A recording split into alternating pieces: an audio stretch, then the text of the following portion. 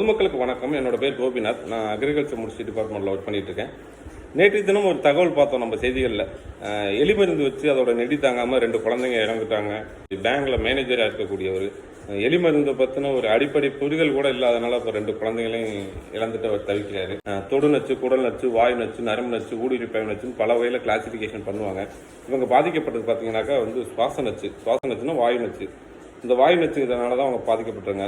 வாயு நச்சு எப்படி செயல்படுது அப்படின்னாக்கா, ஒரு ரூமுக்குள்ளே வச்சுட்டு அந்த ரூமை ஃபுல்லாக க்ளோஸ் பண்ணிட்டோம்னா அந்த ரூமில் இருக்க அட்மாஸ்பியரில் அந்த காற்றுல ஃபுல்லாகவே இந்த வாயு நச்சுடைய விஷமானது ஸ்ப்ரெட் ஆயிரும். அப்போ விஷமானது ஸ்ப்ரெட் ஆனதும் அந்த காற்றை சுவாசிக்கக்கூடிய எல்லா உயிரினமும் இறந்து போயிடும். அதுதான் வாயு நச்சு. அதாவது கொசுவுக்காக ஒரு லிக்யூட் யூஸ் பண்ணிட்டு இருக்கோம். ரூமுக்குள்ளே வச்சுட்டு எல்லா ஜன்னலையும் க்ளோஸ் பண்ணிட்டு, கதவெல்லாம் க்ளோஸ் பண்ணிட்டு, சுவிட்ச் ஆன் பண்ணிட்டு ஒரு மணி நேரம் கழிச்சு அதுக்கப்புறம் ஜன்னலாம் திறந்து விட சொல்கிறாங்க. எதுக்கு? இப்போ இது நம்மளுக்கு பாதிப்பை ஏற்படுத்துமானா கண்டிப்பாக நம்மளுக்கும் சுவாச மண்டலத்தில் பாதிப்பை ஏற்படுத்தும். குழந்தைங்க இருக்கிற ரூம்ல தயவு செஞ்சு